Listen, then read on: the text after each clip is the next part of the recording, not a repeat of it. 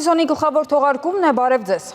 Վարչապետ Նիկոլ Փաշինյանը ընդունել է ԵԱՀԿ գործող նախագահ Ֆինլանդիայի արտաքին գործերի նախարար Էլինա Վալտոնենին։ Զրուցակիցները անդրադարձել են Հայաստանի եւ Ադրբեջանի միջև հարաբերությունների կարգավորմանը, սահմանազատման գործընթացի շարունակականությանը, տարածաշրջանային գործընթացներին վերաբերող հարցերի։ Մտքեր են փոխանակվել Հայաստան-Եվրոպական միություն հարաբերությունների զարգացման շուրջ։ Նիկոլ Փաշինյանը եւ Էլինա Վալտոնենը անդրադարձ են կատարել նաեւ Հայաստանի եւ Ֆինլանդիայի միջև հարաբերությունների հետագա զարգացմանը վերաբերող հարցերի։ Հայաստանի Հանրապետությունը եւ Միացյալ Նահանգները համատեղ աշխատանքներ են իրականացնում TRIP նախագծի կյանքի կոչման ուղղությամբ։ Այս մասին ԵԱՀԿ գործող նախագահ Ֆինլանդիայի արտաքին գործերի նախարար Էլինա Վալտոնենի հետ համատեղ ասուլիսի ժամանակ ասել է Հայաստանի արտաքին գործերի նախարարը։ Արարատ Միրզոյանը նշել է, որ երկաթուղու այն հատվածը, որը անցնելու է Հայաստանի հարավով, կոչվելու է TRIP, իր հստակ անվանումը եւ սկզբունքները ունի։ Այդ սկզբունքներն են տարածքային ամբողջականությունը, սահմանների անձեռնմխելիությունը, ինքնիշխանությունը, երկրների իրավազորությունը, այդ ենթակառուցվածքների նկատմամբ եւ իհարկե փոխադարձությունը։ Միրզոյանը նաեւ նշել է, թե մանրամասները դեռ պիտի հստակեցվեն Հայաստանի եւ Միացյալ Նահանգների միջև։ Նախարարն ու ԵԱՀԿ նախագահը պատասխանել են նաեւ այլ հարցերի։ Դուք նշում եք, որ բոլոր հանդիպումների եւ միջազգային այս հարթակներում այցերի ընթացքում բարձրացնում եք գերիների հարցը եւ փորձում եք լուծումներ գտնել։ Վերջին շրջանում բավականին ակտիվ էիք միջազգային հարթակներում, հանդիպումներում, ինչ նորություններ կարող եք ասել։ Մենք ամենօրյա մեր աշխատանքն ենք իրականացնում այս ուղղությամբ, ոչ միշտ տեսանելի, ոչ միշտ արդյունավետ, հակառակ դեպքում հարցը վաղուց լուծված եւ դուրս եկած կլներ օրակարգից, բայց մենք իրականացնում ենք այդ աշխատանքը։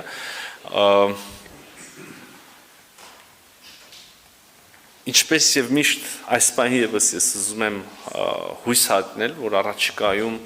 մենք այս առումով լավ նորություններ կունենանք, համենայն դեպս մենք չենք դադարում մեր ջանքերը եւ բառացիորեն երեք նաև Շարմ Շեյխում տեղ ունեցած այդ խաղաղության գագաթաժողովի շրջանակներում կրկին մեր ադրբեջանցի գործընկերների հետ քննարկել ենք այս հարցը։ Այնպես որ հուսանք, որ մեր ջանքերը դրական արդյունքով կպսակվեն առաջիկայում։ Լեական հերոստատեսությանը տված հարցազրույցում նշել էիք, որ ադրբեջանական կողմը նախապայմաններ է առաջ քաշում, հոգնակիով էիք նշել, այսինքն մի քանի նախապայմաններ, հայտնի է, որ մեկը դա սահմանադրության փոփոխությունն է, մյուսը ԵԱՀԿ Միսկի խումբներ, Միսկի խմբի հետ կապված արդեն հստակություն կա, մյուս նախապայմանները սահմանադրությունից զատ որոնք են։ Միսկի խմբին վերաբերող խնդիրը ըստ էության լուծված է, քաղաքական որոշումը կա եւ բյուջեի եւ մնացած ավելի տեխնիկական բնույթի հարցերով ուրեմն վերջնական որոշումները կլինեն մինչեւ դեկտեմբեր։ Ինչ վերաբերում է սահմանադրությանը, ապա ես հարկ եմ համարում նշել, որ ինչպես եւ նախկինում, այնպես էլ հիմա այդպիսի հարց որպես փոխհամաձայնեցված օրակարգի հարց գոյություն չունի մեր քննարկումներում եւ Հայաստանի Հանրապետության սահմանադրության փոփոխության եւ կամ նոր սահմանադրության ընդունելու հարցը բացառապես ներքաղաքական օրակարգի եւ մեր ժողովրդի որոշելիքի հարցն է։ Ես զարմանում եմ, որ շարունակաբար այսքան ուրեմն հավաստիացումներից հետո հարցերը շարունակում են մնալ կամ հնչել, բայց եթե հարցնում եք, նորից ասեմ, որ Հայաստանի Հանրապետությունը երբևէ որևէ երրորդ կողմի արչև չի ստանձնել եւ չի ստանձնելու պարտավորություն փոխել Հայաստանի Հանրապետության սահմանադրությունը։ Կրկին դա միայն եւ միայն մեր քաղաքացիների որոշելիքն է եւ մեր ներքին, ներքաղաքական, մեր հանրային, եթե կուզեք, օրակարգի մաս։ Այո, Ադրբեջանը շարունակում է ասել, որ կապել, պայման դիտարկել որպես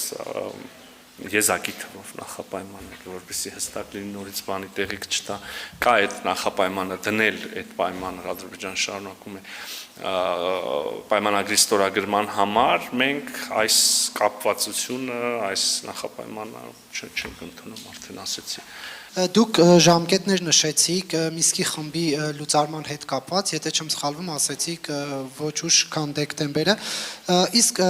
եթե չի լինում արդեն Միսկի խումբը այս դեպքում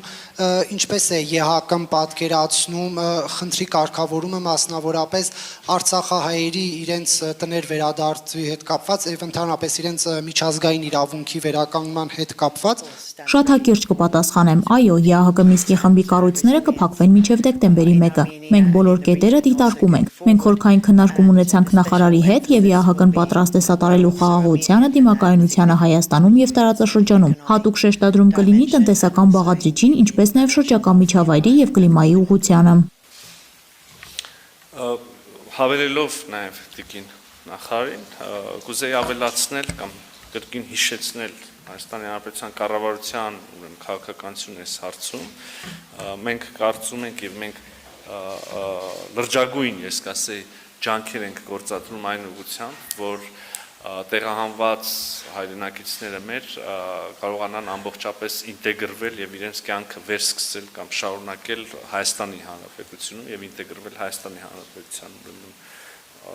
հասարակությանը Վարչապետն այսօր մասնակցել է Սիլիկոնային սարեր 2025 տեխնոլոգիական գագաթաժողովի բացմանը, որը կրում է արհեստական բանականության անատոմիա խորագիրը։ Գագաթաժողովին ներկա են եղել նաև Հայաստանի եւ աշխարհի առաջատար տեխնոլոգիական, գիտական եւ նորարարական առաջնորդները։ Իր ելույթում Նիկոլ Փաշինյանը կարևորել է գագաթաժողովը եւ նման միջոցառումները նաև տեխնոլոգիաների նկատմամբ հանրային վերաբերմունք եւ ընկալում ձևավորելու գործում։ Հանրապետության վարչապետի կարծիքով ինչպես աշխարհում, այնպես էլ Հայաստանում տեխնոլոգիաների նկատմամբ վերաբերմունքի ձևավորման փուլում ենք գտնվում։ Ըստ նրա, տեխնոլոգիաների օգտակարության գործակիցն ավելացնելու ճանապարհին շատ կարևոր է ճիշտ ընկալում ու վերաբերմունք ձևավորել հանրության շրջանում տեխնոլոգիաների նկատմամբ եւ դրանց օգտակար գործակիցը հասանելի դարձնել մարդկանց։ Նիկոլ Փաշինյանի խոսքով տեխնոլոգիա երևույթը մշտապես ուղեկցում է քաղաքակրթությանը։ Տեխնոլոգիաների զարգացումն անընդհատ գործընթաց է։ Հիմա մենք խոսում ենք արհեստական բանականության մասին, բայց process-ը ամբողջական հասկանալու համար մենք պետք է օրինակ արձանագրենք, որ գյուղատնտեսությունը ժամանակին, երբ որ մարդը որդեգրում էր գյուղատնտեսություն եւ արդեն սովորում էր բուսաբուծություն, օրինակ, դա տեխնոլոգիա էր։ Չնայած մի քանի հազարամյակների զարգացմանը հիմա գյուղատնտեսությունը զարգացման նոր էջը բացել իր համար, որովհետև ի հայտ է գալիս արդեն ինտենսիվ գյուղատնտեսությունը, որի մեջ արդեն բազմաթիվ ենթազարգացումներ են տեղի ունենում։ Այս օրինակով վարչապետը ցանկանում է ընդգծել, որ տեխնոլոգիաները եղել են, կան ու շարունակելու են մնալ մարդու կյանքը լավացնելու, բարեկեցության աստիճանը բարձրացնելու միջոց։ Չնայած ասում են, որ տեխնոլոգիաները բերում են մարտահրավերներ ու սպառնալիքներ, բայց ըստ Փաշինյանի այս երևույթը նույնպես նորություն չէ։ Նրա խոսքով բոլոր տեխնոլոգիաներն իրենց հետ բերել են սպառնալիքներ ու մարտահրավերներ։ Ասում են, որ այսօրվա տեխնոլոգիաները կարող են մարդուն կախվածության մեջ գցել Եվ դա ճիշտ է, բայց սա առաջին տեխնոլոգիան չէ, որ մարդուն կարող է կախվածության մեջ գցել։ Ես ուզում եմ բերել օրինակ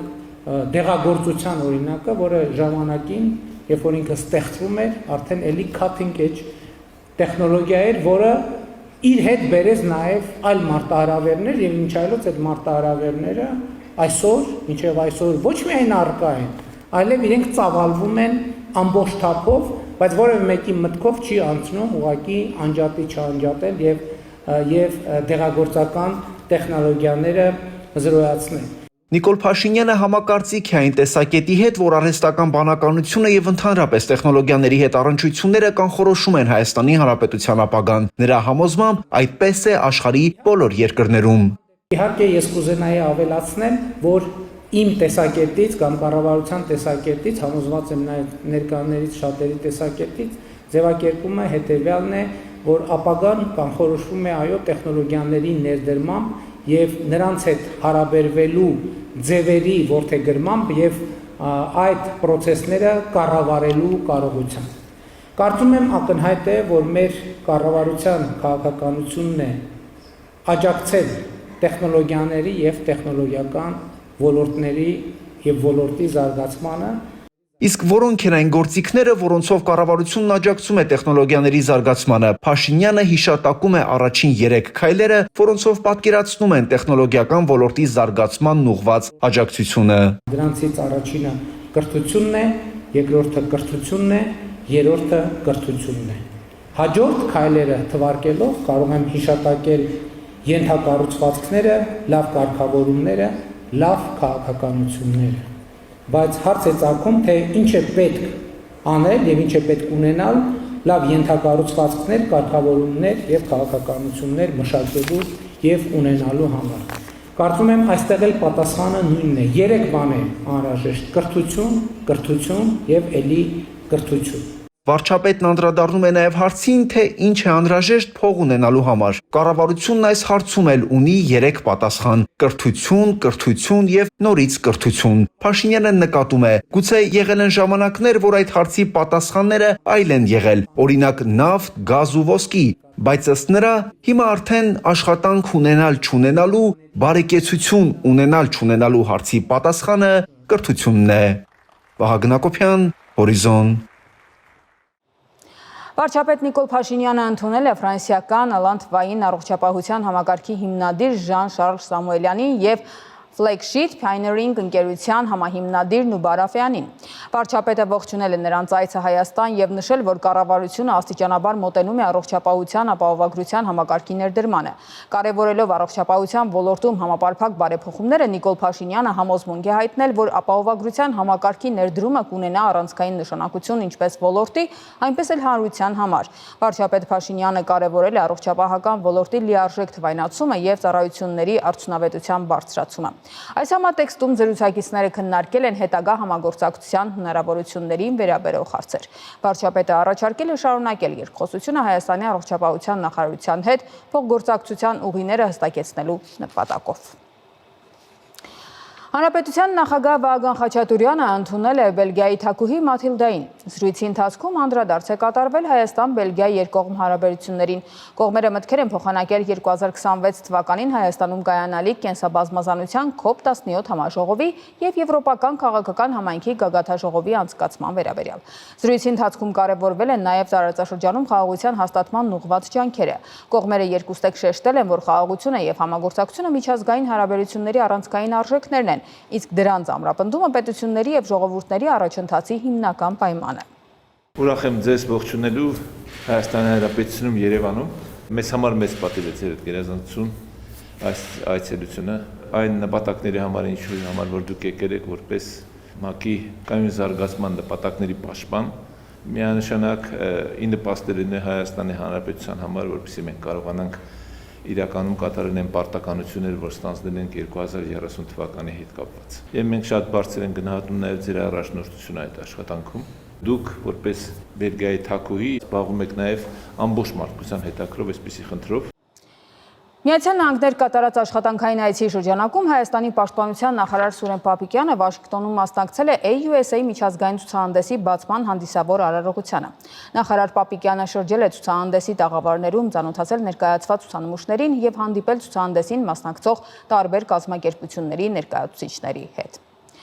Եվրոպական միությունում Հայաստանի ներկայացուցչության ղեկավար դեսպան Տիգրան Բալայանը հանդիպում է ունեցել Եվրամիության ռազմական կոմիտեի նախագահ գեներալ Շոն Կլանսիի հետ։ Հանդիպման ընթացքում դեսպանը ներկայացրել է Եվրամիությունում Հայաստանի առաքելությանը կից նորանշանակ ռազմական կցորդ գնդապետ Վարդան Հովակիմյանին։ Այս մասին տեղեկացնում են Բելգիայում Հայաստանի դեսպանությունից։ Դեսպան Բալայանը ընդգծել է, որ առաջին ռազմական կցորդի հավատարմագրումը խորհրդանշում է Հայաստան-Եվրամիություն խորացող համագործակցությունը, շեշտելով վերջինիս ընդլայնումը նաև պաշտպանական ու անվտանգային ոլորտներում։ Զրույցի ընթացքում անդրադարձել են պաշտպանական ոլորտում զարգացման համագործակցության հնարավորություններին, շեշտելով Հայաստանի պատրաստակամությունը մասնակցելու Եվրամիության առաքելություններին, որոնք նպատակ ունեն ուժեղացնել տարածաշրջանային եւ գլոբալ անվտանգությունը, ինչպես նաև նպաստել կայունության ու խաղաղության պահպանմանը։ Միացյալ Նահանգների նախագահ Թրամփը Շարմ էլ Շեյխում կայացած խաղաղության գագաթաժողովին անդրադարձել է Հայաստան-Ադրբեջան խաղաղության գործընթացին։ Մեծ Բրիտանիան էլ հայտարարել է, որ կվերացնի Հայաստանին եւ Ադրբեջանի զենքի վաճառքի էմբարգոն, ինչպես նաև երկու երկրների հետ հարաբերությունները կբարձրացնի ռազմավարական գործընկերության մակարդակի։ Տարածաշրջանային եւ միջազգային անցուդարձի մյուս նորությունները տեսաշարում։ Եգիպտոսի, Կատարի, Միացյալ Նահանգների եւ Թուրքիայի առաջնորդները Շարմ էլ Շեյխում կայացած խաղաղության գագաթնաժողովին ստորագրել են Գազայի հատվածում հրադադարի վերջնական հաստատման շուրջ համաձայնագիր։ Եգիպտոսի նախագահը հույս է հայտնել, որ Գազայի հատվածում զինված հակամարտությունը վերջինը կլինի Մերձավոր Արևելքի պատմության մեջ։ Աբդել Ֆաթահ ալ-Սիսին ընդգծել է, որ խաղաղությունը Կահիրեի ռազմավարական ընտրությունն է։ Թող Գազայի պատերազմը վերջինը լինի Մերձավոր Արևելքում։ Եգիպտոս, ինչպես նաև արաբական եւ իսլամական երկրները հաստատում են խաղաղության իրենց ռազմավարական ընտրություն է, որը պետք է հիմնված լինի արդարության եւ հավասարության վրա։ Միացյալ Նահանգների նախագահը նշելով, որ Գազային պատերազմն ավարտվել է, հայտարարել է, որ այս պահից ի վեր կկառուցեն ուժեղ, կայուն եւ բարգավաճ տարածաշրջան։ Միասին մենք հասել ենք անհնարինին, վերջապես Մերձավոր Արևելքում խաղաղություն է տիրում, ոչ ոք չէր կարծում, որ մենք կհասնենք դրան, ցանկանում եմ շնորհավորել բոլորին։ Գագաթնաժողովի ժամանակ խոսելով համաշխարհային խաղաղության կարևորության մասին, Թրամփը դիմել է Հայաստանի վարչապետ Նիկոլ Փաշինյանին եւ Ադրբեջանի նախագահ Իլհամ Ալիևին, հիշեցնելով, որ կարգավորել է հայ-ադրբեջանական տասնամյակների հակամարտությունը։ Դուք դեռ շփվում եք իրար հետ, այդպես չէ։ Նրանք պատերազմում էին 32 տարի եւ մոտ 1 ժամում մենք լուծեցինք այդ հարցը։ Ստորագրման արարողությանը նախորդած ելույթի ժամանակ Դոնալդ Թրամփը կրկին հիշեցրել էր իր օժանդակությամբ լուծված հակամարտությունների մասին։ Այս համատեքստում նա հատուկ ընդգծել էր գագաթնաժողովին Հայաստանի եւ Ադրբեջանի ղեկավարների մասնակցությունը։ Երբ ես նրանց հանդիպեցի, դա Օվալաձև աշխատասենյակում էր։ Նրանք մոտ 31 տարի պատերազմում էին, ինչ որ խելագար թիվ, եւ նրանցից մեկը նստած էր Օվալաձև աշխատասենյակի մի կողմում, մյուսը մյուս կողմում, բայց երբ մենք ավարտեցինք, նրանք գրկախառնվում էին։ Եվ հիմա նրանք ընկերներ են, եւ նրանք հիանալի են շփվում։ Ուզում եմ շնորհակալություն հայտնել երկուսիդ էլ։ Դա անհավանական է։ Սպիտակ տան առաջնորդը հույս է հայտնել, որ կողմերն արդեն հաշտվել են։ Ի դեպ, վարչապետ Նիկոլ Փաշինյանը Facebook-ի իր էջում լուսանկարներ հրապարակել ԱՄՆ նախագահ Դոնալդ Թրամփի հետ։ Լուսանկարներին կից վարչապետը գրել է. «Պատիվ էր ԱՄՆ նախագահի կողմից հրավիրվել եւ մասնակցել Մերձավոր Արևելքի խաղաղության գագաթնաժողովին»։ Միացյալ Թագավորությունը ջերմորեն ողջունում է խաղաղության ճանապարհին Հայաստանի եւ Ադրբեջանի արձանագրած առաջընթացը։ Այս մասին հայտարարել է Մեծ Բրիտանիայի, Եվրոպայի եւ Հյուսիսային Ամերիկայի հարցերով պետնախարար Սթիվեն Դաութին, նշելով, որ այդ իրադարձություններն առանցքային են տարածաշրջանում տևական խաղաղության եւ կայունության ապահովման ջանքերում։ Նախարարի հայտարարության մեջ նշվում է, որ հաշվի առնելով այդ առաջընթացը եւ նպատակ ունենալով աջակցելու խաղաղության գործընթացին, Մեծ Բրիտանիայի կառավարությունը որոշում է ընդունել ինչպես Հայաստանի, այնպես էլ Ադրբեջանի հետ իր երկկողմ հարաբերությունները հասցնել ռազմավարական գործընկերության մակարդակի։ Հաշվի առնելով խաղաղության առաջխաղացման գործում գրանցված զգալի առաջընթացը եւ նախագահ Թրամփի կողմից Վաշինգտոնում վերջերս կայացած գագաթնաժողովի պատմական արդյունքները, Մեծ Բրիտանիան կարծում է, որ ԵԱՀԿ-ի կողմից 1992 թվականին Լեռնային Ղարաբաղի տարածքում արտական գործողություններին մասնակցող ուժերին զենքի եւ զինամթերքի բոլոր մատակարարումների վերաբերյալ առաջարկվող զենքի էմբարգոյի հիմքում ընկած տրամաբանությունը վերացել է։ Հետևաբար Մեծ Բրիտանիան լիովին կվերացնի Հայաստանի եւ Ադրբեջանի նկատմամբ զենքի էմբարգոն։ Որոշումը Մեծ Բրիտանիային թույլ կտա անվտանգության եւ պաշտպանության ոլորտում գործակցել ինչպես Հայաստանի, այնպես էլ Ադրբեջանի հետ, աջակցել նրանց ինքնիշխանության եւ տարածքային ամբողջականության պաշտպանությանն ուղղված ջանքերին։ Միևնույն ժամանակ բրիտանական կողմը պարզաբանել է, որ զենքի արտահանման լիցենզիաները կքննարկվեն առանձին, հաշվի առնելով խիստ վերահսկողության չափանիշները։ Թիմ ընտրություններին հաջորդած ակցիաներից հետո Վրաստանի իշխող վրացական երազանք կուսակցությունը խստացնում է փողոցային հավաքների կանոնները։ Նոր օրինագծի համաձայն հանրահավաքների անցկացման սահմանված կանոնների խախտումը կդառնա քրեորեն պատժելի եւ մինչեւ 2 տարվա ազատազրկման հնարավորությամբ։ Նոր փոփոխությունները նախատեսում են նաեւ 15-օրյա ժամկետով վարչական կալանք, ակցիաներին փակ դեմքով մասնակցելու, արդյունքաբեր կամ թունավոր նյութ օգտագործելու, ճանապարհը փակելու համար։ Իսկ ակցիաների ժամանակ զենք, պիրոտեխնիկա կամ նմանատիպ առարկաներ պահելը նախատեսում է մինչև 60 օրվա կալանք։ Նման գործողությունների կրկնակի կատարումը կհանգեցնի քրեական պատասխանատվության մինչև 1 տարվա ազատազրկում։ Անահիտ Հակոբյան, Հորիզոն։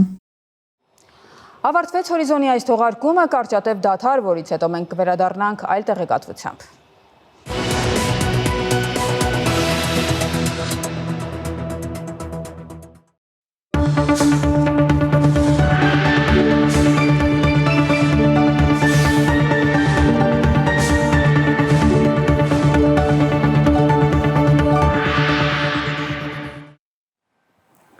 Եթերում հեռանկարն է։ Նախորդ օրերին միջազգային հանրության ուշադրությունը կենտրոնացած էր Եգիպտոսի ուղղությամբ։ Այնտեղ ընթանում էր Մերձավոր Արևելքի խաղաղության գագաթնաժողովը։ Դրան հրավիրված էին նաև Հայաստանի եւ Ադրբեջանի ղեկավարները։ Ոչ միայն Եգիպտոսի, այլև վերջին շրջանում մեր տարածաշրջանին վերաբերող իրադարձությունների դինամիկան քննարկենք Կովկաս ինստիտուտի փոխտնօրեն Սերգեյ Մինասյանի հետ։ Շնորհակալություն պարոն Մինասյան մեր հրավերը ընդունելու համար։ Սկսենք Շարմել Շեյխից։ Իրականում արդյոք սա շրջադարձային կետ է Մերձավոր Արևելքի խաղաղության համար։ Ցավոք սրտի այն հակամարտային պոտենցիալը, որը որ կա այդ տարածաշրջանում, մի միջոցառմամբ, ինչքան էլ դա, ասենք, մասշտաբային լինի, ինչքան էլ դա անձնական նախագահ Տրամփի ներգրավության հետ կապված լինի, դժվար թե լիովին այդ հարցերը լուծվեն, բայց համենայն դեպս տակտիկական մակարդակով այն հարցերը, որոնք որ անմիջապես կապված են Գազայի, Պալեստինայի, Իսրայելի անվտանգային հարցերի շուրջ, կարծում եմ կարճաժամկետ առումով ինչ որ ընթացք կունենան, բայց հասկանալի է, որ լուծելով կամ կարգավորելով կամ չեզոքացնելով ինչ որ մի կոնֆլիկտային ուղի կամ կետ Մերձավոր Արևելքում բացվում են ուղիներ կամ ճանապարհներ նոր հակամարտային դաշտերի եւ այս համատեքստում կարծում եմ ուրվագծումը ինչ որ օրինակ մեզ համար հետաքրքրող թեմաներից դա Իսրայելի եւ Թուրքիայի տարածաշրջանային նոր հակամարտությունը նույն այն տեղերում, նույն այն հատվածներում, որտեղ որ Իսրայելը միջև այդ փորձում էր մրցակցել իր արաբական մրցակիցների երկրների հետ։ Եվ դրա ազդեցությունը մեզ վրա ինչպիսին կարող է լինել, ինչպես եք դիտում։ Բնականաբար հասկանալի է, որ Իսրայելի անվտանգային եւ ռազմական հետագա ուժեղացումը, որի դրսևորումները նաև մենք տեսանք այս վերջի հունիսի Իրանա-Իսրայելյան պատերազմի ժամանակ կրկին բարձրացնում են Մերձավոր Արևելքում անվտանգային դերակատարների նշանակությունը եւ մենք տեսնում ենք, որ մի կողմից իրաքյան հայտնի իրադարձություններից հետո Սիրիայից հետո Միացյալ Նահանգները որոշ չափով վերադառնալով չէին վերադառնում եւ այդ տեղը փորձում են զբաղեցնել արդեն տարածաշրջանային գերտերություններ։ Դա Իրանն էր, որը որ թույլատրել էր, դա Թուրքիան էր, որը որ միշտ համարվում էր տարածաշրջանային գերտերություն եւ նաեւ Իսրայելը, որը որ այս իրադարձությունների արդյունքում ուժեղացնում է առնվազն իր ուժային ունակությունները եւ ուժը պրոյեկցելու հնարավորությունը Մերձավոր Արևելքում, չնայած որ մյուս կողմից դա նաեւ բավականին դժվար եւ ծանր հետևանքներ է բերում նաեւ Իսրայել ներսում ներքաղաքական զարգացումների համատեքստում։ Հիմա Հայաստանի եւ Ադրբեջանի մի երկրի նախագահը, մյուս երկրի վարչապետը այնտեղ էին, հրավիրված էին, սա ինչ ուղերձ էր, ինչ էր նշանակում։ Դա շարունակությունն է նախագահ Տրամփի այն տրամաբանությանը կամ իր անձնավորված կեցվածքին, որը որ ինքը փորձում է դրսևորել եւ այնպես է ստացվել, որ Հայաստանը եւ Ադրբեջանը գոնե տեսանալի ապագայում այս տրամաբանության այն հայտնի երկրների, չեմ ուզում նշել Ալբանիան եւ Կամբոջան, բայց այդ հայտնի երկրների շարքում են եւ կարծում եմ դա բանակցային գործընթաց է, այն ինչ որ վերաբերվում է, ասենք կոնկրետ մեր տարածաշրջանում, դա գոնե քաղաքական առումով դա բնականաբար նպաստում է եւ այդ երկխոսությանը եւ այն շրջանակներին, որոնք որ պահում են երկխոսությունը նաեւ առաջատար քաղաքականության, ասենք, ստվերի տակ, ինչը ոնց որ նշեցի, կարծում եմ ընդհանուր առմամբ բավականին կարեւոր եւ դրական գործընթաց է։ Հիմա դուք նշեցիք Թուրքիայի եւ Իսրայելի հարաբերությունների ազդեցությունը մեր տարածաշրջանի վրա։ Ընդհանրապես 44 օրյա պատերազմն էլ ցույց տվեց, որ այնտեղ տեղի ունեցողը նաև ուղիղ ազդեցություններ ունենում այստեղ։ Բացի Թուրքիայի եւ Իսրայելի այդ հարաբերություններից, այլ ինչ գործոններ կան, որոնք կարող են ազդել մեր տարածաշրջանին։ Իրականում այդ գործոնները բնականաբար կան գործոններ, որոնք որ մշտական ազդեցություն են թողնում, դա վերջի տարիներն եւ ռուս-ուկրաինական պատերազմն է եւ ավելի մասշտաբային, ասենք, Ռուսաստանի, ԵՄ-ի եւ Միացյալ Նահանգների առճակատումը, որը դրսևորում է Ուկրաինայում, բայց նաև անդրադառնում է հետխորհրդային տարածքում Հայաստանի անվտանգությունը եւ Հայաստանի կամ Հարավային Կովկասի քաղաքական գործընթացները չափազանց կախված են այդ երկու մեծ տարածաշրջանների հետ խորհրդային կամ նախկին հետխորհրդային տարածքի եւ մեծ մերձավոր արևելքի եւ նաեւ մենք տեսնում ենք, որ այդ գործընթացները չափազանց համակված են եւ հասկանալի է, որ օրինակ Թուրքիան կարևոր դերակատար է ինչպես մերձավոր արևելքում, այնպես էլ նաեւ ասենք Սևծովյան կամ ուկրաինական հակամարտության ֆոնին, նույն ձևով նաեւ Ռուսաստանը, նույն ձևով մենք տեսանք նաեւ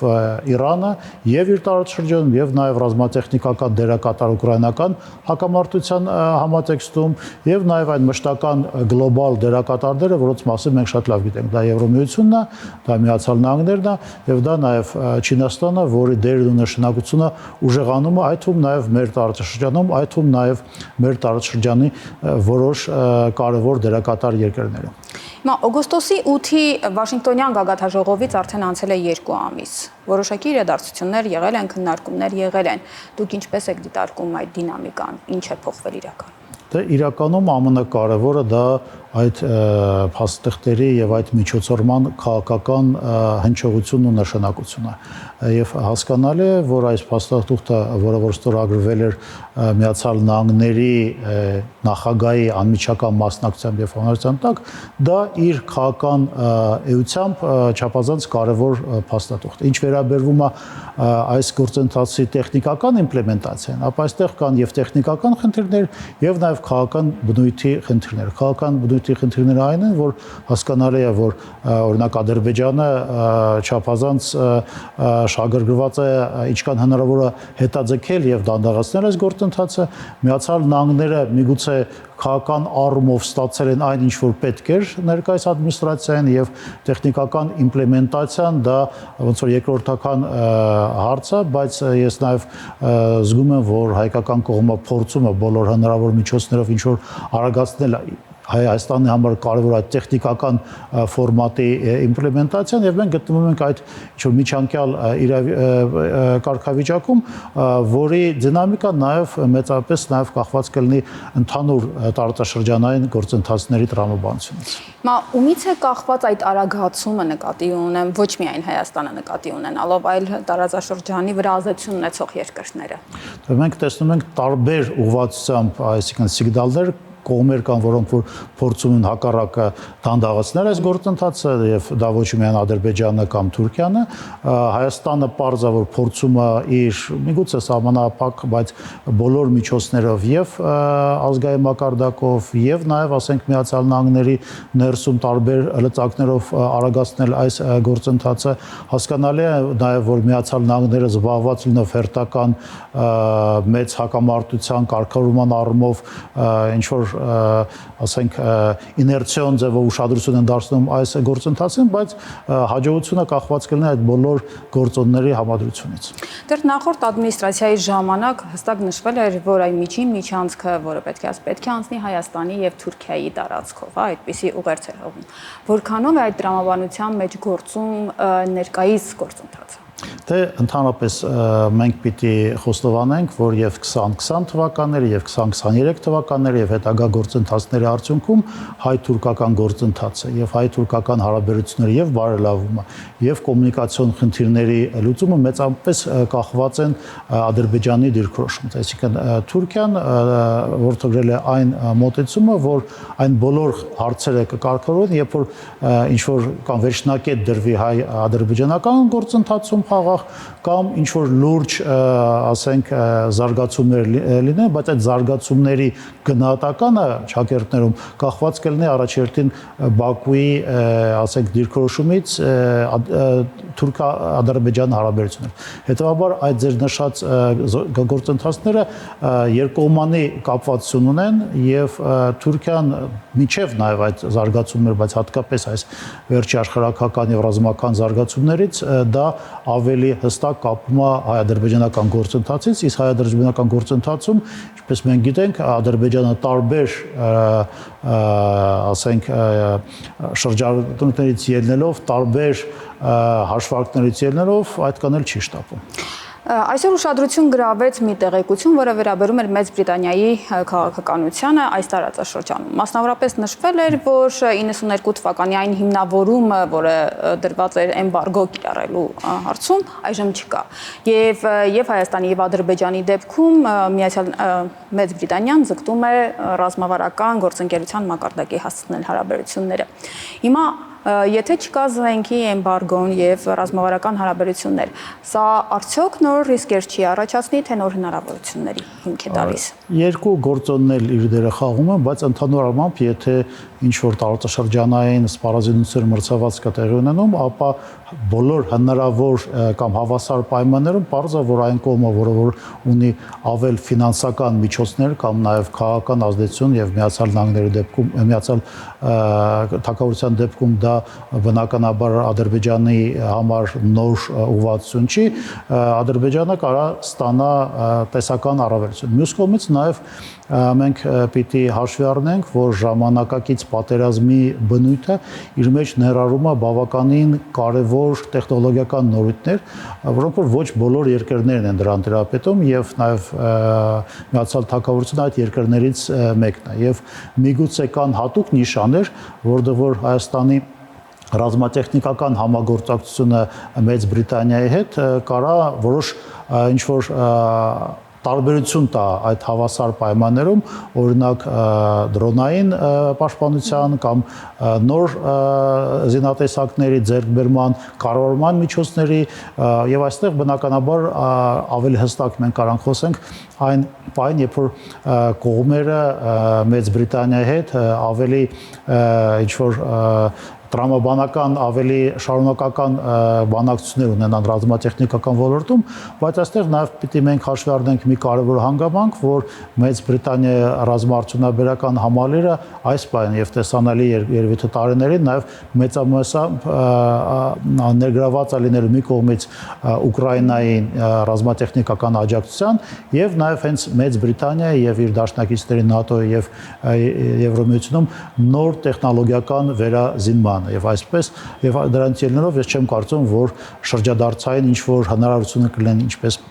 Հայաստանի, այնպես էլ ասենք Ադրբեջանի կամ տարածաշրջանի այլ երկրների համար այս տեսանկյունից։ Երկրորդ պաշտոնական տեղեկությունը վերաբերում է ռազմական կցորդի նշանակմանը Եվրամիությունում, եթե չեմ սխալվում, այդպես է կոչվում։ Եվ առաջինն է, եւ սա ըստ էության պաշտպանական հարաբերություններում նոր մակարդակ է, ինչ ենք ակնկալում մենք եւ ինչ են ակնկալում իրենք մեզ։ Այո, Արտան Հովհաննիսյանը նշանակվել է նոր մեր ռազմական կցորդը Բրյուսելում, այս անգամ Բրյուսելում որպես Եվրոմիության Եվրոմիությունում մեր ռազմական կցորդը, դա նշանակում է առաջերտին երկու հանգամանք, որ Հայաստանի եւ Եվրոմիության համագործակցությունները իր մեջ արդեն ներառում է եւ դա առաջի անգամը չի, այսինքն մենք այդ դինամիկան տեսել ենք, Հայաստանը նաեւ որոշ անվտանգային աջակցություններ ստանում, միջև այդ ոչ լետալ, ասենք, միջոցների ձևով, բայց ամենայն դեպս այդ գործընթացը սկսվում է եւ երկրորդը նաեւ այն, որ այս վերջի տարիներին հատկապես Ռուսաստանի հետ հակամարտության եւ ուկրաինական պատերազմի ֆոնին Եվրոմիությունը իր այդպես կոչված ռազմավարական ինքնավարության, ասենք, կոնցեպցիայի շրջանակներում ավելի մեծ ուշադրություն է դարձնում իր ռազմական եւ անվտանգային բաղադրիչին։ Այսինքն մենք տեսնում ենք Եվրոմիության որպես կառույցի եւ որպես պետական եւ ռազմավարական դերակատարի ավելի շատ միլիտարիզացիան եւ բնականաբար դա հնարավորություն է ստեղծում նաեւ գործընկեր երկրներին Եվրոմիության հետ ավելի հստակ համագործակցություն վարել նաեւ անվտանգային եւ ռազմաքաղաքական ոլորտներում, չմոռանանք նաեւ այն հանգամանքը, որ Եվրոմիությունը նաեւ այն դերակատարն է, որը որ այս արդեն երկրորդ տարին է անընդմեջ նույնիսկ ավել Հայաստանի հետ անվտանգային տարբեր ձևաչափեր ունի, այդ թվում նաև քաղաքական երաշխիքների շրջանակներում այն է Հայաստանում տեղակայված քաղաքացիական դիտորդական միսիայի ֆորմատով։ Մենք տարածաշրջանի բոլոր երկրներից խոսեցինք բացի Վրաստանից, անդրադառնանք Վրաստանին, Վրաստանում տեղի ունեցող իրադարձությունները, ինչպիսի եզրահանգումների տեղիք են տալիս եւ այս համատեքստում ինչպես է տեղավորվում Վրաստանը։ Ես կարծում եմ, որ բավականին սպասելի եւ տրամաբանական տեղական կառավարման մարմինների ընտրությունների արդյունքները Վրաստանում ցույց են տալիս այն դինամիկան, որը որ նկատվում է եւ Վրաստանի տարածաշրջանային այդ դիրքորոշման եւ նաեւ իր հարաբերությունները արտաքին ուժերի, ինչպես Եվրոմիության, այնպես էլ եւ Միացյալ Նահանգներ, այստեղ կան որոշ նյուանսներ եւ նաեւ Վրաստանը փորձում է որոշ չափով դա բալանսավորել ոչ միայն Ռուսաստանի, այլ նաև ես արդեն նշել էի Չինաստանի դեպքում, որը որ թվում է թե այս պահին Վրաստանի համար դառնում է եթե ոչ allentրանքային, այլ համենայն դեպս լրացուցիչ շատ կարևոր քաղաքական, տնտեսական եւ ինվեստիցիոն գործոն։ Եվ այն գործընթացները պարզապես այն ներքաղաքական զարգացումներ, որոնք որ մասնագետները համար ավելի քան սպասելի են այս վերջի շրջանում ցույց են տալիս, որ Վրաստանի իշխանություններին հնարավոր ստացվեց որոշ չափով կոնսոլիդացնել իշխանությունը, չնայած որ բավականին լարված հարաբերություններին հատկապես Եվրամիության եւ որոշ ԵՄ անդամ երկրների հետ եւ փորձել դա կոմպենսացնել հատկապես Չինաստանի եւ ազիական, ասենք մայրցամաքի որոշ կարևոր դերակատարների համագործության ֆոնին։ Արդյոք դա երկարաժամկետ եւ արդյոք դա երաշխավորված գործընթացները, որոնք որ փորձեն կամ կնպաստեն Վրաստանում ներքաղաքական կայունությանը, դա արդեն ցույց կտա ժամանակը։ Շնորհակալություն, պարոն Մինասյան, ես հիշեցնեմ իմ զրուցակիցը Սերգեյ Մինասյանն էր։